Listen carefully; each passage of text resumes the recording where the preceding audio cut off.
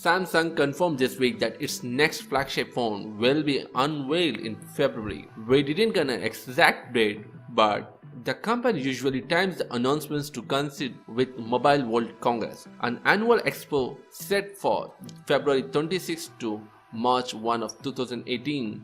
So you can expect the Galaxy S9 to debut around then. In the meantime, we already know a decent amount about the Samsung Galaxy S9 next phone, right? Thanks to a mix of official announcement and to promising leaks, here is a quick rundown of what to expect from the Galaxy S9 to help you decide whether it's worth for waiting. My name is Irshad and you're watching Nakadai, and if you are not subscribed to my channel till now, please do subscribe and hit the like button. Let's start.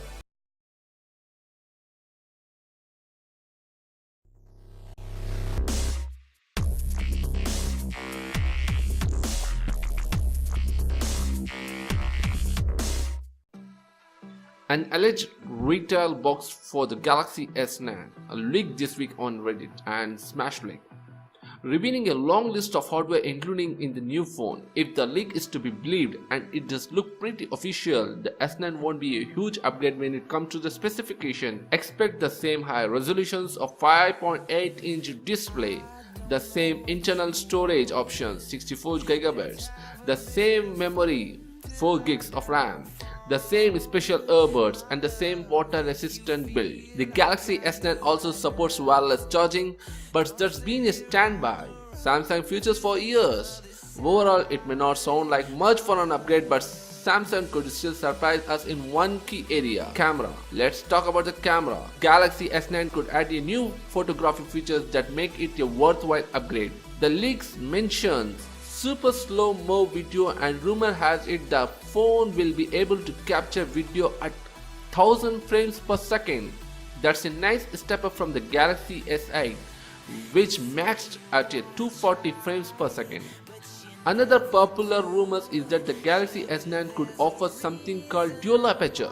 Aperture refers to the size of the opening of the light passes through the camera, offering two different aperture at f1.5 and f2.4 as listed on the leaked box, which make it possible to take an extra light in darker settings. In better lighting, the second aperture would offer a better depth of field, making it possible to keep more objects a wider range of distance in focus at the same time. Finally, it's looked like Samsung could come up with a response to Apple face scanning technology. Earlier this month, the company revealed its latest processor chips, the Exynos 9810, which offers face detections and will likely power at least some versions of the Galaxy S9. The Exynos 9810 could potentially match Face ID.